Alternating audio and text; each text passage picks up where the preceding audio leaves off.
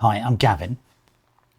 So as a follow-up to my the best film camera of all time video, I've made the best film camera part 2. Now the reason I've done this is obviously the first video I concentrated on the Pentax MZS, which is for me one of the best, or the best from my point of view, film cameras ever made. But that's automatic, that's autofocus, auto winder, auto everything. But you can obviously, it's a professional camera, so you can turn off all those features if you want. However, obviously there's this whole other gigantic slew of SLRs that were made. And you know, before we got autofocus, before we got all the bells and whistles. And I mean, they're amazing cameras. And I like sort of have two batches. I have a big bunch of autofocus cameras. I showed you some of them in the other video. And then I have a big bunch of these all mechanical, but more the old school SLRs, you know, no rewinders, all this sort of business, no autofocus, and they're great. But out of that mass, I mean, this is taking me quite ages to get sort of to the one that I think is the best. There's certain things that you notice when you pick it up in the morning, one of these cameras, and you carry it, and you have to have it all day. Then the way you interact with it. Again, it's not necessarily about the quality of what you get out of it, because that's all to do with like where you are when you shoot, really, isn't it? I mean, anybody can get a great photo on an iPhone, but you really need something that's intuitive and feels that it's part of you, that doesn't weigh a ton. Anyway, I mean, so there's thousands of these cameras out there. There's amazing ones. I mean, I've got some amazing SLRs, and I've got, here we go, this is the Contact RTS. I don't know if you can see it. It'll focus. Will it focus? There it is. I mean, this thing is amazing. It's incredibly well designed. It takes Zeiss lenses, so you're done on your lenses. It's an amazing sort of manual focus, aperture priority camera. It's beautifully designed. It's just great. It's a joy to use. It's got this amazing, I don't know if I've got film in this. Hang on, let me just be careful here. Okay, it's got this amazing featherweight shutter. Hang on, let's see if we get it to work. You just literally have to depress the top there and it fires. It's a nice camera. Obviously I've managed to set the shutter's open now, isn't it? Because it's got the lid on. Anyway, so there it is, gone off. Anyway, so things like the Contact RTS, I mean, these are amazing cameras. I've got pretty much all the Contact cameras they ever made. And then you get into the realms of like Leica. Here's an R4. I mean, these are beautiful, beautiful cameras. And they feel amazing to hold. Leica lenses on the front. This one was the one that had all the program modes and stuff. It was beautiful. And it feels great. And it feels like a great camera. And it is a great camera. And then what else we've got? Nikon. God, here we go. Nikon FE. Great FE2. The whole F range of Nikon cameras. Wonderful, wonderful things. This whole is great. Got that weird cocking thing on the back. We have to pop that out. Put that up to camera. See it? Hopefully, can you see it? There you go. But it's got a weird cocking arm on the top there. You have to cock it, and then the meter goes. The FEs, the original FEs, were strange because you can get shoot 36 on a roll on these things. They're magical, but they are amazing. Again, amazing. So what else I've got left? And then you've got. I'll come to this one in a minute. So yeah, so the big thing about those cameras, and the F series cameras as well, Nikon's Fs, and the Canons, the As, is they're quite chunky and they're quite heavy. And you really do feel, if you put Contact RTS in your bag and you carry it around all day, you're going to know about it. And so obviously, back then, I mean, you didn't really have a huge, zooms weren't the big deal with photographers and stuff at the time. They used to go in primes, they used to carry multiple cameras. It's just easier to go from a 90 to a 28. If you've got two of them, just quicker, So, or the 110 and things like that. So there is this range of cameras that came out that sort of covered off all the bases, gave you beautiful optics, amazingly portable cameras that you can do anything with, and the whole range of, they're just wonderful, wonderful things. And out of all of them, and I really would, it's like sort of choosing a child with these cameras for me, because I own each one apart from, there's one of them I don't own. It is basically the Olympus OM cameras. And the one that I would say would be for me, or you could take your Runit, which is the best one. I like the OM2 is pretty close as well. But this beats it. This is the Olympus M1, which is basically one of the versions. Here we go. show it properly. Is that going to go into focus? That's not going to go. There it is. Okay, so the M1 is the one that they made right at the beginning. It is an OM1, but it's got a few differences inside. They had to rename it due to a sort of naming issue with Leica. They made quite a few, 50,000 of these things, and they were distributed in Japan. And they changed the top plates, did some tweaking, and it came out to the camera that you know, which is the OM1. But why is it the top film camera? So we've got one MZS, which is totally bizarre, but it is that one, and then this thing. Well, first off, it's the shape. It's tiny. The lenses are tiny. They came up with a completely new way to control the aperture, because the aperture, the shutter speed is on a ring around here. You just turn it, that's the shutter speed, and then you've got the aperture there. So fundamentally, you've got one hand here, and you can press, cock, and the other hand, you can move your aperture control, your shutter, keep getting them mixed up, your shutter speed here, and your aperture there. This isn't a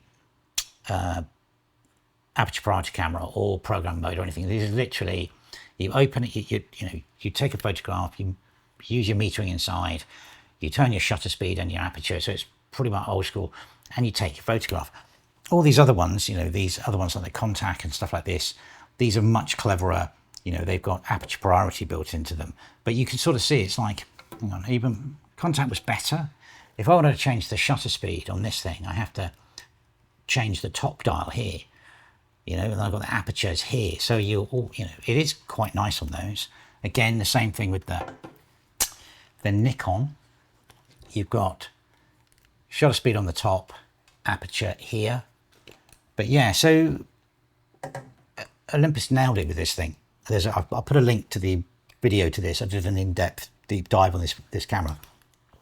They nailed it with this, with the ergonomics. They really, really did. Once you start shooting Olympus cameras, it's so hard to pick up all these beasties because this thing just fits in your hand and it works. Now, the trick about the OM1 and the M1 is the mechanical.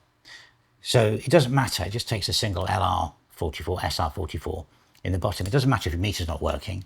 You can just, like meter, guess it, and it carries on firing. So it doesn't need any battery. So it's a proper mechanical camera. And all these cameras, the Leica, the Contacts, the Nikons, all these were basically, if you didn't have a battery, you couldn't shoot things, or you could shoot on a particular speed.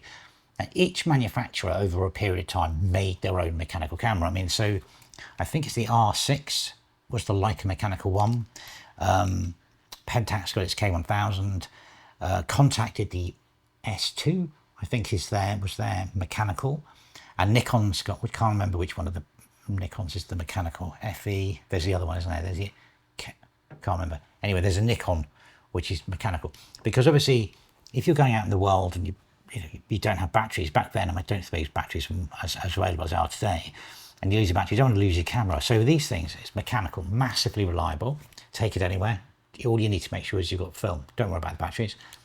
So there's that. So if you want to take a camera with you, you're going anywhere in the world, this would be the thing to take, not one of those, because fundamentally it's got more electronics in it to break than this thing has. This is basically mechanical. So that's the big deal. And the other thing, obviously, is look at the size. Now, the moment this thing came out, it sort of rocked the world of photography due to its compactness. And then everybody started to jump in on this to try and make cameras smaller. Now, Pentax take the sort of gold medal for that one. This is the Pentax Super ME or ME Super. Now, this is actually smaller than that. This is the smallest full frame SLR that was ever made. There's another version called the MX, but that's a tiny bit bigger. You can have a look and work that one out due to its volume, but this is absolutely minuscule camera, and it's great, but it's electronic, so if it doesn't have the batteries, it doesn't work. It's got quite fiddly controls on the top if you want to do anything there's concessions, so it's quite fiddly. If you want to change your shutter speed and things like this, you have to tab up and down. I mean, there's another mechanical version. I've not shot that, but I mean, this is actually strangely too small, even for me. I haven't got gigantic hands, but this is just a bit too small, but it's a lovely camera. And I think the top shutter speed 1/2000 on this. But you can see everybody was trying to get on board with the miniaturization of cameras. So going from something as chunky as like even that's the FE2. That's not a focus because the camera's trying to track in my head. Okay, and then we'll put that one in front of it. And you can see it's, well, let's try that. There you go. There's quite a size difference between those two cameras. So yeah, so of all the cameras, all my all my film cameras, the autofocus one with the Pentax MZ, and of these ones, the sort of non-autofocus, it would be the Olympus OM1 or this one, which is the M1. But coming in a close second, I have to say this, Pretty Bruce metering system, even though it's not mechanical, the OM2 is a stellar camera. It's got an amazing metering system in it. But it's like, what would you do? Do you take a camera that needs its batteries to fire, or do you take the mechanical if you need a backup camera? So MZS for digital and digital for for autofocus and the one that you could potentially fail. Take this thing with you, or no, any OM1, and you can shoot forever. You're not going to have any problems. Just so if you run out of film, these are wonderful cameras. These are if you want to pick any of those sorts of cameras, I would imagine OM1 is the way to go if you want one of these things. They're just an absolute joy, and the lenses are absolutely beautiful. I mean, look at the size of the lens. And the lens on this is, if I can get it off, you push two levers. The lens on this is absolutely tiny. Okay, what we've got here, that's a, what have I got on it? I have got just a 21mm. Oh, nice and wide. And just in comparison to the, pull that one off. Oh, actually, I've got one over here. This is this is like a 90mm Canon lens. But I mean, you can see that, I don't know if that shows properly. That's like a modern lens. These things are absolutely, get my head out of the way, absolutely tiny lenses. They really are. And even the 50s and stuff like that, they're quite short. So there you have it. There you have it. So that's part 2. So, I'm sure there'll be lots of comments on this. People with Leica rangefinders don't care. Not interested in Leica rangefinders, thank you. These are absolutely stunning and beautiful cameras.